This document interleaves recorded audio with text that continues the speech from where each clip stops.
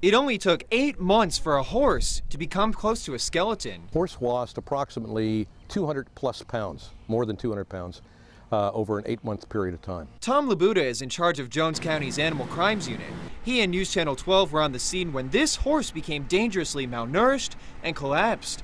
A News Channel 12 viewer told us the horse desperately needed to be moved, and it was viewers and neighbors who showed up with a horse trailer and a tow truck to help. The people at the scene were just true angels. They saw the sheriff's car there, and they also saw Channel 12 there, and neighbors and friends, and they came over and they really helped us. Labuda has more than 17 years experience in animal crime investigation. He came here from New York last summer, and he says that this horse abuse is one of the worst cases he's ever seen. And I've done over 300 actual investigations of animal cruelty, but this has probably been one of the top. It's in the top 3. Even after the horse was moved and on its feet again, he died just days later.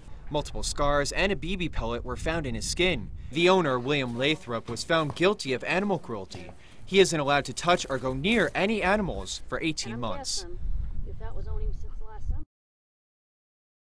This was the scene from last week, a showdown between a plane ready for takeoff and a fuel truck standing in its way.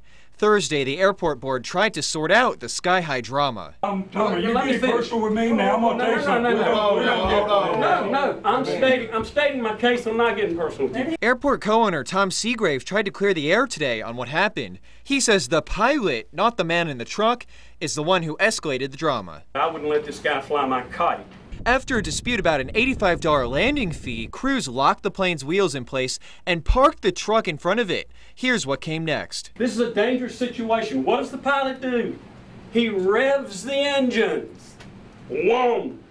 I'm getting scared at this point. The fuel truck was parked about 20 feet away from propellers moving at full speed, but that's actually something that aviation officials across the board says happens all the time. Airport officials say the pilot made the situation even worse. Not only does he rev the engines, hold on, this is where it gets really good.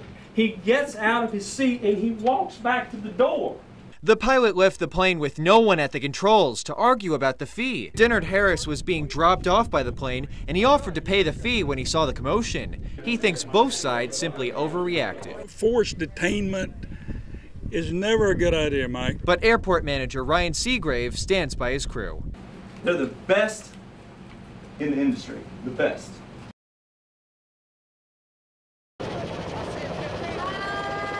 As this chopper took flight, winds from the rotor blade sent flyers and money sky high and blew a tent right into the camera.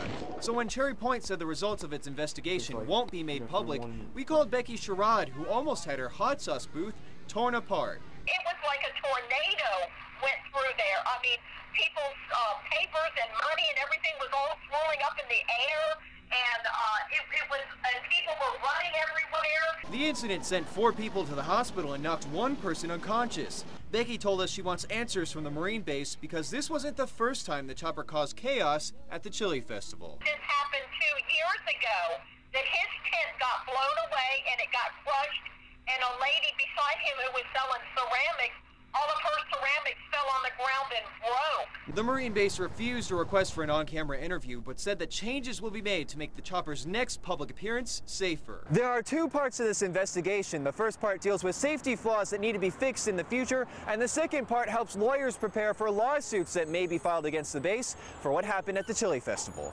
Reaction to the news also came into our Facebook page. Tina Murphy Guthrie said, quote, "I'm sure they have a good enough reason to not announce it to the public. Some things are better left unknown." What is known is that at next year's festival, Marines plan to make sure the chopper is the only thing that goes airborne.